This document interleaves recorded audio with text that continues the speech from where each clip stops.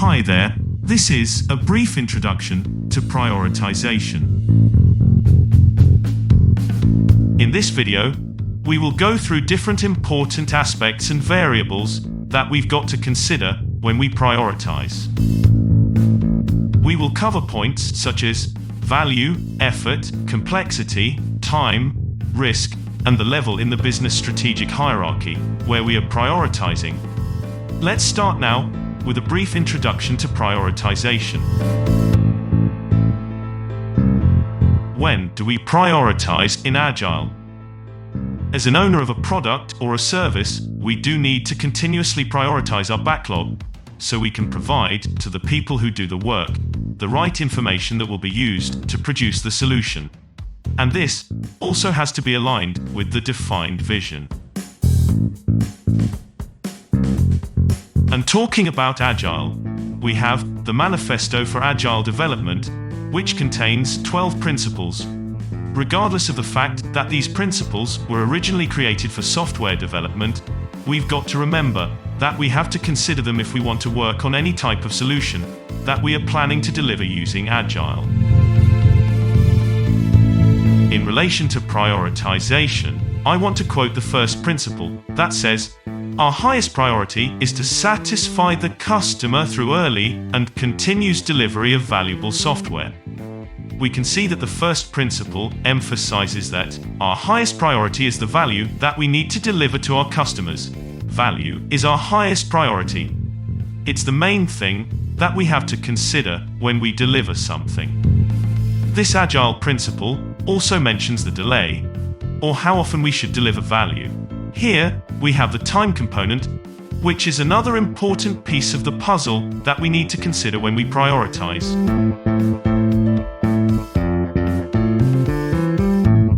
In my video about user stories, I explained the characteristics of a good user story. In that video, I used the acronym INVEST to help us to remember these characteristics or attributes. Here, the V is for valuable, so we know that the work defined by this item or user story has to provide value to our customer or user. Then, we have the E for estimable, and we mentioned that the development team members are responsible for providing a relative estimation of the effort that required to finish the work defined within the user story. So, we will see that these two variables, value and effort, together with other ones that we will cover later, are very important at the time we prioritize our work.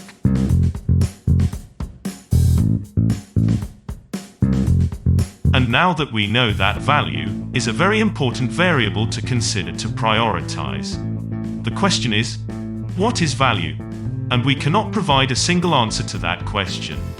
Basically, because the value of something will depend on many factors, such as the state of the project, characteristics of the customer or user, the market, and how it changes, expected user satisfaction, and who or what department evaluates or decides what has value within the company. For example, if you are working for a non-profit organization, the way you measure the value that is produced by your team could be completely different from what you may consider value in a company where the ultimate goal is to obtain profit by satisfying customer needs. Now, let's see a couple of examples, but within the same company, where we will notice that the value of the work will be weighted or perceived differently depending on the department or the area that you need to deal with. For instance, the marketing team will value projects or implementation of systems that will provide new leads instead of customer satisfaction. Or, for the IT team, they will perceive as high-valued projects the ones that will provide stable, secure, and reliable systems. So, we know that value is essential for our prioritization work, and we also understand that it could have different meanings for different stakeholders. And since in most of the times it has a subjective meaning, the value of something could be understood in different ways by different people within the company. It's important to pay attention to this last point. When you run a prioritization exercise involving people from different areas or departments, we could bias the exercise and incorrectly influence its outcome. Another difficulty that we have to face is that value could be very hard to quantify. This is, to put a number against it. So in this way, you can use those numbers to compare things against each other. For this reason, because it's hard to quantify due to its subjective and arbitrary nature, when we talk about value, we used to call it relative or perceived value.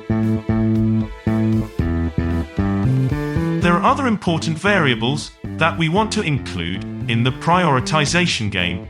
We have the effort that is estimated by the development team and the complexity of the work involved. These variables do not add value to the final work that is delivered, but instead, they provide an intrinsic value that help us to make better decisions. For example, to help us to evaluate if it is worth to invest in the development of a new feature, or if the new feature will reach the market on time. They will also help us to provide to our customers with more accurate information about the work that we are doing. For example, to let our customer know with more precision when something will be available. Another relevant variable is risk. Risk can be understood from different angles. For example, the technical risk that a new feature could add to a system by impacting areas such as performance, reliability, data security, or privacy. The risk of delivering a feature late, or the risk of not obtaining the expected degree of acceptance of the new functionality by the market, or even creating a negative reaction caused by the modifications of an existing feature. Risk has an intrinsic value that can help us to make the right decisions. For instance, we can risk investing in something that will not produce an immediate value, but instead, it could be part of an overall strategy that chases a better final goal. An example of this could be the case of implementing a new authentication service, which value will not be perceived immediately, but it will clearly enable future value.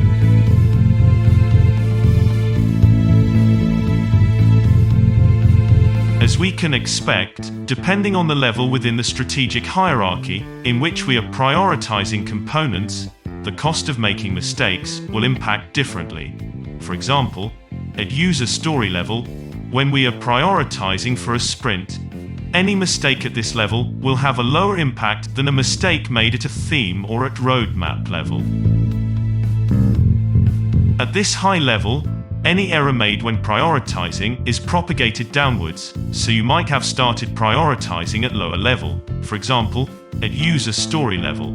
Let's imagine that for some reason, the theme that contains these user stories is modified, or even worse, it's removed from the roadmap. Then, the problem that we'll face is that all the work that you've done at lower level is wasted. This is, it becomes no longer valid. User stories should be resolved quickly. They shouldn't take longer than a few days. But finishing an epic could take longer than a sprint. And themes could be composed of many epics. As mentioned before, we need to be careful and understand the risk of reformulating high-level elements, as well as to understand the impact of changing their priority level. Another point that will affect the selection of the method that we should use to prioritize is the particular situation that we are experiencing with our backlog or roadmap at the time that we want to prioritize.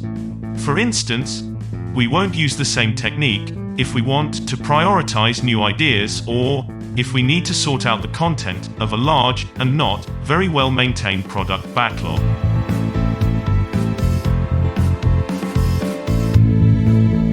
Wrapping up, in this video, we provided a good overview of the main factors, or variables, that could affect the prioritization exercise. We covered many points that will help us as a basis for understanding better what to use in different situations.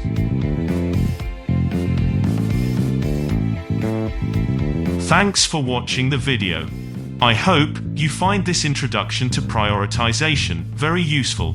See you in my next video, and have a great day.